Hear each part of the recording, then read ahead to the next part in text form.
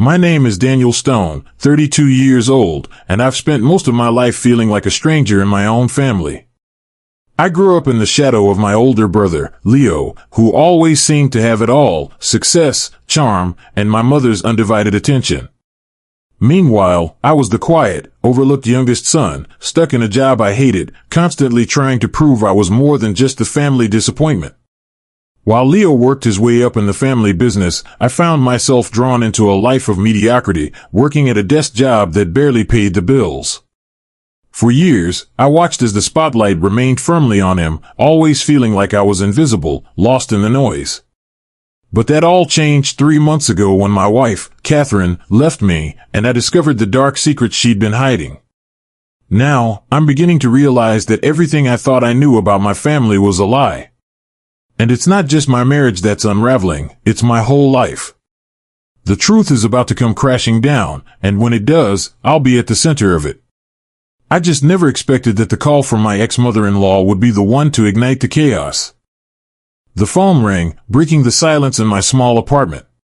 My heart skipped, the shrill sound echoing in my ears. I glanced at the screen. Maria Klein. What the hell does she want? I muttered under my breath, barely lifting my finger to answer. Daniel, it's Maria. You need to come to the ER right now. Catherine. She's in critical condition. We need $50,000 right now. Get here fast. I froze, my body paralyzed with confusion. Catherine? In the hospital? The woman who'd torn my heart out 3 months ago, leaving me alone in this mess? What happened? Maria, what the hell are you talking about? My voice shook despite my best effort to remain calm. Why do you need money? What happened? You don't need to know everything. Just get the money and get here. Don't ask questions. Her voice was clipped, panicked, but there was something else, something I couldn't quite place. Urgency. It felt off. I stood there for a long moment, the phone pressed to my ear. Every inch of me wanted to hang up. To ignore it. It was probably another one of her manipulative tricks, but then again, this was Catherine, my ex-wife. Our past was messy, complicated, but there was still something inside me that didn't want her to die in a hospital somewhere, without anyone around. And yet, there was a gnawing feeling, something dark tugging at me, warning me to tread carefully. Who else is there? I asked, trying to steady my breath. Maria hesitated. What do you mean? Is someone else waiting to take responsibility? I pressed. She didn't answer right away. The silence stretched painfully. Daniel, she finally said, her tone softening. You don't understand. If we don't get the money, she's done for. This is it. Please. Please don't let her die. The panic in her voice didn't feel real. It felt like desperation. Like a well-rehearsed act. And then it hit me, why the hell was I suddenly in charge of this? Why wasn't her family, her new husband, handling this? I clenched my jaw, the sting of betrayal still fresh. My mind raced, piecing together fragments of the past few months. The divorce. Catherine's sudden departure. The whispers about her affair. And now, this. I looked at the clock, 2:15 a.m. A faint buzz of anxiety thrummed in my chest as I grabbed my jacket. The air outside was thick with the night's chill, as if the city itself was holding its breath.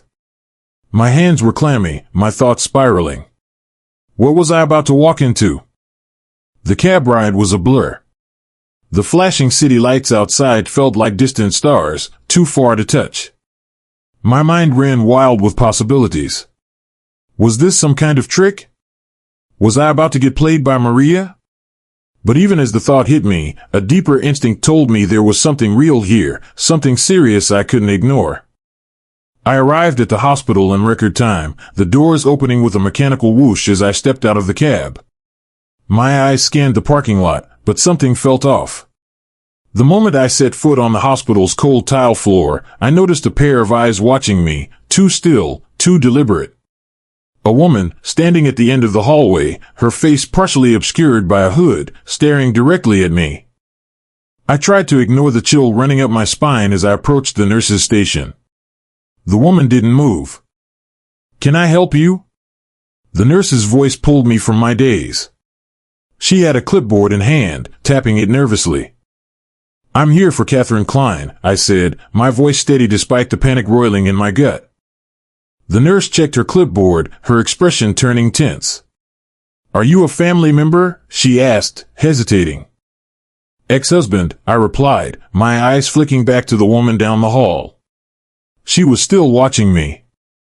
The nurse's fingers hovered over the keys, her lips pressed together. "I'm sorry, but we can't give out any information without proper authorization." Before I could ask anything further, the woman at the end of the hallway stepped forward. She wasn't walking toward me, but it felt like she was moving in slow motion. My heart began to race, an unsettling sense of urgency creeping up my spine. "Daniel," Maria's voice came from behind me. Her face looked ashen, her eyes bloodshot. "Come on, this way. She's in room 308. I turned to follow her, but my eyes lingered on the woman, who had now disappeared into the shadows. Something about her felt wrong. "Stay focused," I told myself as I followed Maria. The soft hiss of the door closing behind us was drowned out by the rhythmic beep of machines. Catherine lay motionless in the bed, her face pale and covered with bruises I hadn't expected to see. The heart monitor beside her was steady, too steady, like a ticking clock, counting down the time left. "Is she?" I began, my voice cracking. Maria turned away, wiping her face with trembling hands. "She's alive, but just barely." But there was something about the room. The shadows seemed deeper, the air heavier. And as I stepped closer to Catherine, a strange feeling washed over me. Something didn't make sense. I glanced down at the papers Maria handed me, the forms I needed to sign. But it was then that I noticed the odd detail, the witness signatures. No one else was listed. My stomach churned. Suddenly, I felt eyes on me again. The woman, her face, flashed through my mind. Who was she? I glanced back at the door. And there it was, the unmistakable sensation that I wasn't alone. I should have never trusted her. I stood at the edge of the hospital bed, my fingers stiff around the pen Maria had handed me. My heart hammered in my chest as I signed the papers, the weight of the decision hanging over me like a guillotine. Catherine's face, bruised and pale, lay motionless on the pillow. The machines hummed a steady, lifeless rhythm, and the tension in the room was suffocating. Maria hovered nearby, her face a mask of desperation. She couldn't keep still, her hands constantly fidgeting with her sleeves, her eyes darting to the door every few seconds. "You don't need to worry about this," she said, her voice shaky. "Just sign, and we can focus on saving her." But something about her was wrong. Her urgency seemed too rehearsed, too artificial. I had seen this act before, the panic that didn't quite reach her eyes, the way she tried to control the situation with force. Maria was always the one who controlled the narrative, spinning tales that everyone believed. I pulled the papers away from her, my suspicion growing like a dark cloud. "Who else is involved in this?" I asked. "I'm not the only one left to take care of this, right?" Maria stiffened, her fingers clenching at her side. "It's just you, Daniel," she said quickly, her words spilling out in a rush. "Just you and me. It's always been just us. Just us." The words echoed in my mind, but they didn't sit right. There was no reason for me to be handling this. Catherine's new life with that man, she had left me, yet here I was, the one expected to save her. I glanced at the paperwork again. The witness signatures, there was only Maria's name. No one else. A chill crawled up my spine. "Maria, you're hiding something." I set the papers down, my voice low, but sharp. Her eyes flared, a flash of panic in them that was quickly masked. "What are you talking about?" she asked, taking a step closer. "I've been through enough with you and Catherine. And now this? I looked at her, a sinking feeling in my chest. What's really going on here? She didn't answer right away, just stared at me, her lips pressed tight. The silence stretched out, thick and suffocating. I could feel the walls closing in, the air thick with tension. My mind raced, but there was no answer. Maria, I know you. I said, my words cutting through the silence. You've always had an agenda. What is it this time? The longer I stared at her, the more my doubt festered. She shifted her weight, a small sigh escaping her lips as she turned her gaze to Catherine, still unconscious in the bed. The movement was too deliberate. Too rehearsed. There's nothing more to it, Maria finally said, her voice losing its edge. Just sign the papers, Daniel. She needs you. The doctors are waiting. The doctors. The urgency in her voice only made me more suspicious. Why hadn't anyone from Catherine's side, her so-called new family, showed up? This was wrong. Everything was wrong. I couldn't ignore it any longer. The feeling in my gut, that gnawing sensation, only grew stronger. I had to get out of there. I made my decision, turning towards the door, the sound of my footsteps too loud in the heavy silence. You're leaving? Maria called after me. Where are you going?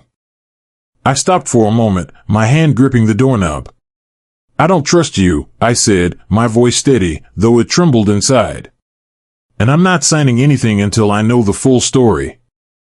I walked out of the room without waiting for a response. The fluorescent lights flickered overhead, casting sharp shadows across the hallway.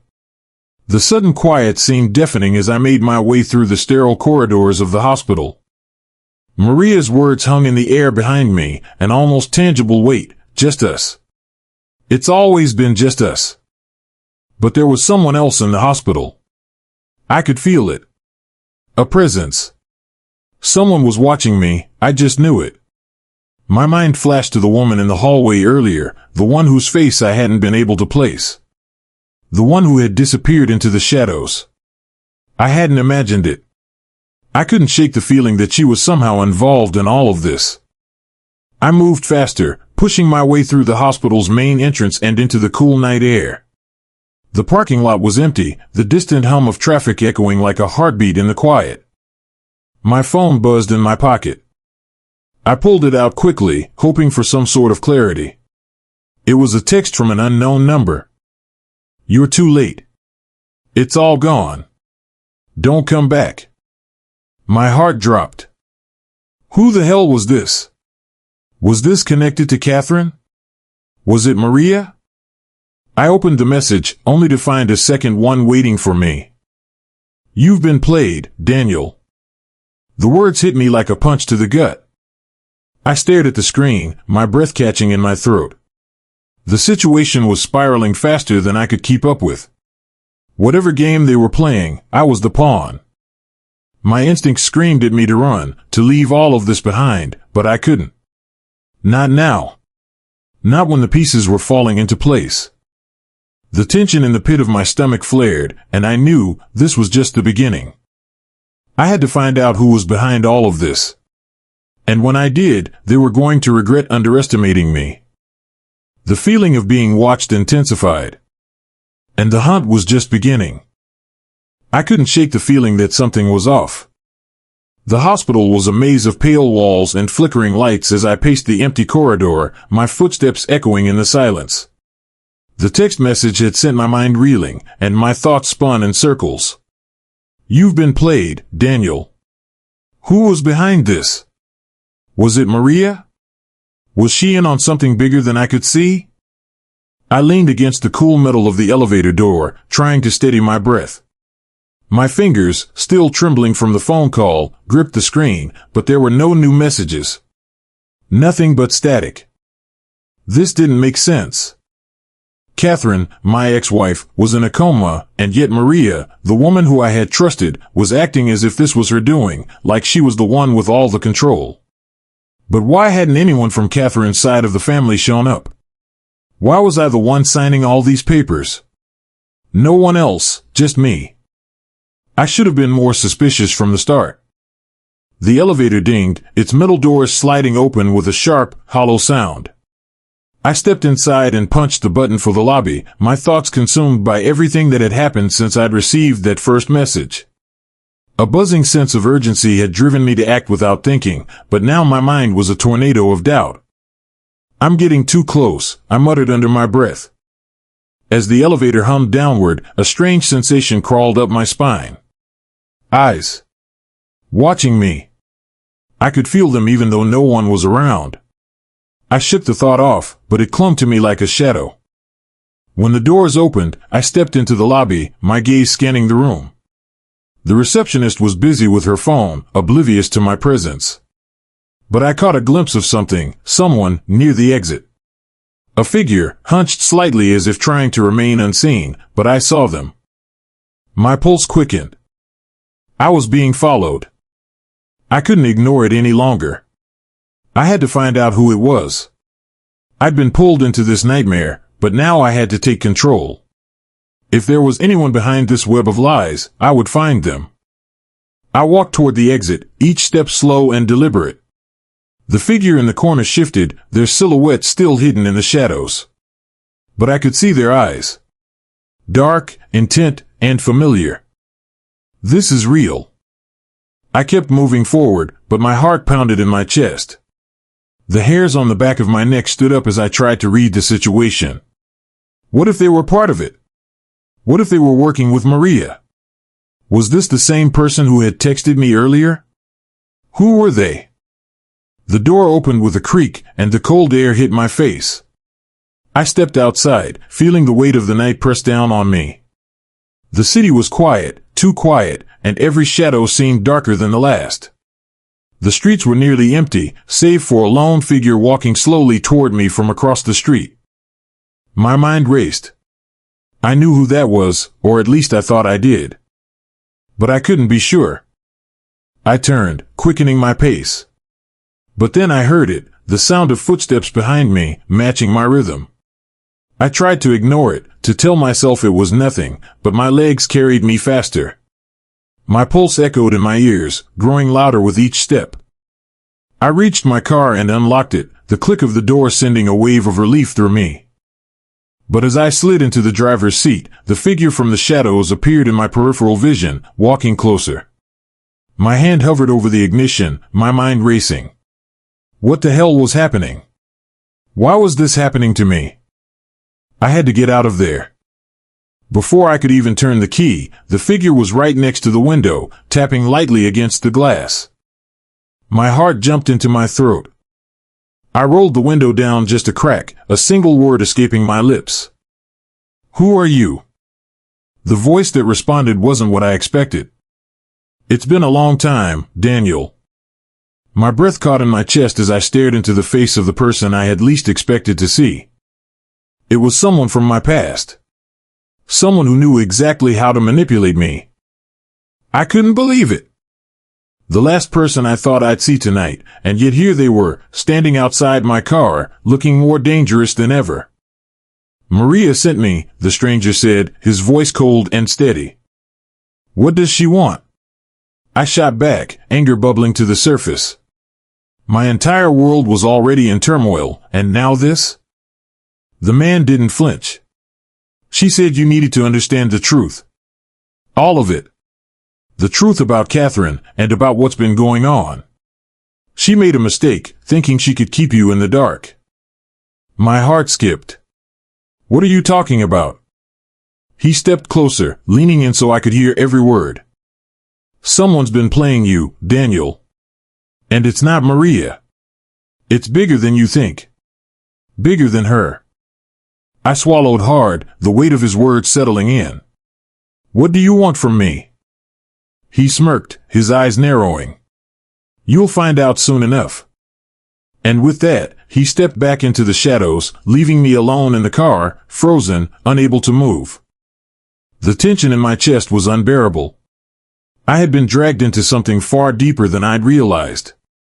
And now, more than ever, I had to figure out what was really going on before it consumed me. I could feel the eyes on me again. They were getting closer. I should have known better. I shouldn't have walked into that trap, but something about it, the feeling of being followed, pushed me into action. The car door slammed shut, the weight of my thoughts heavier than the dark night air. I was still processing the fact that the man from my past, had been lurking at the hospital. His words echoed in my mind. Maria sent me. I had no idea what that meant. Maria? My ex-wife's cousin? I couldn't think straight.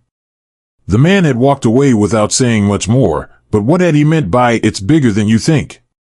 What the hell had Maria gotten herself involved in?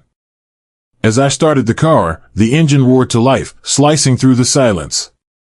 I glanced in the rearview mirror, half expecting to see him again. The shadows seemed to follow me, to taunt me. But no, nothing was there. It was just me, alone with my thoughts. I had to get to Maria. She knew more than she was letting on, and I was beginning to suspect she wasn't the victim she had made herself out to be. The city streets sped by, but my mind was miles ahead. I thought of Catherine, lying in that sterile hospital bed, hooked to machines, unconscious, unaware. Her silence was deafening. I had never wanted to be part of this twisted mess, but it felt like fate had wrapped me in its dark embrace. I didn't even realize how much time had passed before I pulled up outside Maria's apartment. The lights in her building were dim, casting long shadows across the pavement. The atmosphere here felt different, off. The hairs on the back of my neck prickled as I climbed out of the car, locking it behind me. This time, I wasn't going to walk into another trap. I was prepared. Maria's apartment was on the second floor. I hesitated before knocking, my fist raised in midair. It was too quiet. Too still. Something was wrong. Are you sure this is a good idea? I muttered to myself. But it was too late. I knocked. The door opened slowly, and there she was, standing in the dimly lit doorway. Her eyes flickered with recognition, but there was something off about her expression. She seemed surprised. And yet, I could see the calculation in her eyes. "Daniel," she asked, feigning innocence. "What are you doing here?" I stepped into the doorway, my gaze sharp. I wasn't here for pleasantries. "We need to talk. Now." Maria's face tightened. "About what?" "I'm really busy right now." I could see the tension in her posture, the way her shoulders were stiff. This wasn't the same woman I had known. "Cut the act, Maria. I know you've been hiding something. What the hell is going on?" Her eyes darted to the side. There was someone else in the room. A man. My blood froze. I hadn't heard him come in. How had I missed that? The man stepped forward, his expression cold and unreadable. He was tall, his face partially obscured by shadows, but I could tell he was someone dangerous. Maria looked at me, her expression hardening. "I told you before, Daniel. You don't want to get involved in this." My heart skipped. "What's this, Maria? What the hell is going on?" The man spoke up before she could answer, his voice low, controlled. "You're in over your head, Daniel." I glanced between him and Maria. I was starting to put the pieces together. Maria wasn't just a victim, she was part of the game, pulling the strings behind the scenes. "I don't know what game you think I'm playing," I said, "but I'm done being your pawn." Maria's eyes narrowed. "You have no idea what you're up against. This isn't about Catherine anymore. You're just as much a target as she was." My mind raced. Target? How had this escalated so quickly? What had Maria gotten involved in? And who the hell was this man? Before I could ask more questions, the man stepped closer, his cold gaze never leaving mine. "You should leave. Now. Before things get worse." I wasn't going anywhere until I got answers. "Tell me what this is all about. Who's behind this? Who's making all the moves? And why are you still lying to me?" The man smiled, but it was cold, menacing. You really think you're the one pulling the strings here, Daniel? You're just a piece on a much bigger board. There are forces at play that you don't understand. Maria stepped forward, her voice shaking. You don't know how deep this goes. You have no idea who's really in charge. I felt my frustration building. The tension in the room was thick enough to suffocate me. Who's in charge? The man's smile widened. All in good time. But you're not ready for the truth. Not yet. I could feel the walls closing in, my heartbeat quickening. Something was wrong, terribly wrong. This wasn't just a game, this was real, and I was caught in the middle of something far bigger than I had imagined. I turned toward the door, every instinct screaming that I needed to leave. But as I reached for the handle, the man's voice stopped me. Don't even think about running, Daniel, he warned. You'll regret it. I froze. Something about his voice, the finality of it, made me hesitate. The door to the apartment slammed shut behind me as I stepped out into the night. I felt their eyes on me again. The weight of everything crashing down on me. I had to figure this out.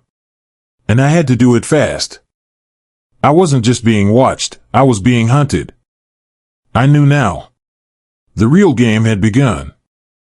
I had driven aimlessly through the city streets, the headlights illuminating the darkened roads ahead. My hands gripped the steering wheel so tight, my knuckles were white, as if I could somehow control the chaos that was swirling in my life. The phone call had thrown me into a spiral. Your wife is in the ER, bring money. Who the hell calls someone in that kind of crisis, asking for money? I could still hear the tremor in her voice, a mixture of fear and something else I couldn't place. Maria. The same woman who had been hiding secrets from me, who had betrayed me with a smile while whispering lies. I didn't want to believe it. I wanted to walk away, to leave it all behind. But I couldn't. Not now. I wasn't that man anymore. I was drawn back in, no longer just a victim, now I had a role to play. And I wasn't about to let Maria dictate the terms of my redemption. I pulled up outside the hospital, my heart pounding louder than the engine that hummed beneath me. The lights above the entrance buzzed, casting a cold, sterile glow that matched the pit in my stomach. My mind raced as I stepped out of the car, the weight of every unanswered question pressing down harder with each step. You can't outrun your past, Daniel. It always catches up. That's what my old man used to say. The words echoed in my head, the grim truth that had always followed me like a shadow.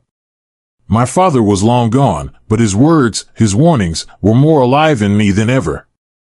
I reached the front doors of the ER.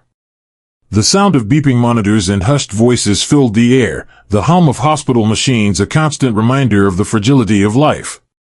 I didn't know what to expect inside, but I was about to find out. A nurse glanced up as I walked through the doors. She raised an eyebrow, clearly recognizing me, but she didn't say anything. She led me down the hallway, her pace quickening with every step. She stopped outside a room and turned to face me.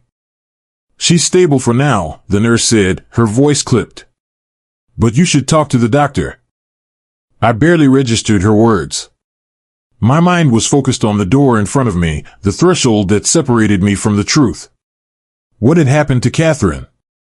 Why was she here? And why the hell had Maria called me instead of her family? I walked into the room, the air in the sterile space thick with tension. Catherine was lying unconscious, hooked up to machines, her face pale against the white sheets. Her breathing was steady, but she didn't move. I stood there for a moment, unsure of what to do. The woman I had once called my wife, the woman I had loved and lost, lay in front of me. But something about her still held my attention, something deep down in my gut that told me I was about to uncover something far darker than I could imagine. A voice interrupted my thoughts. You must be Daniel. I turned, startled. A man in a white coat stood in the doorway, his eyes sharp and calculating. He was tall, his face set in a professional mask, but I could see something in his eyes, a flicker of recognition. Yes, I said, my voice steady. I'm here for her. The doctor nodded. She's been through a lot, but she's still alive. We're doing everything we can." His words hung in the air, but they didn't bring me any comfort.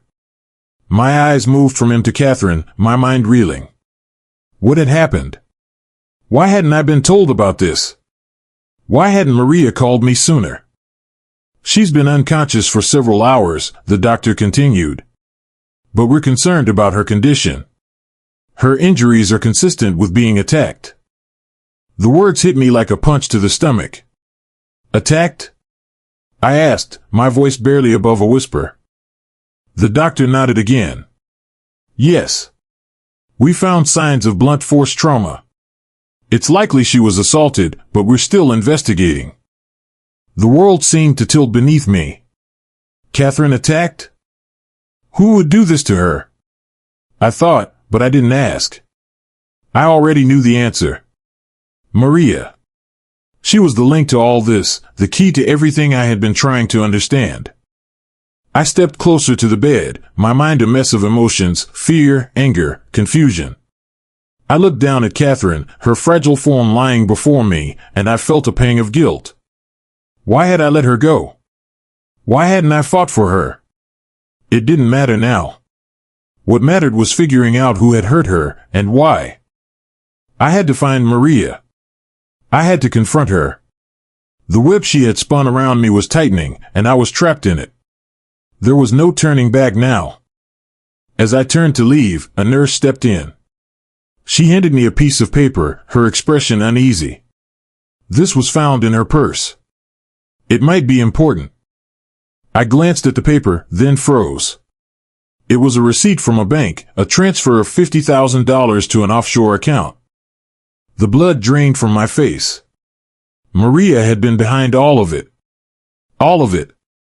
The door slammed shut behind me, and I felt the weight of the world pressing down on my chest. Every step I took felt heavier than the last.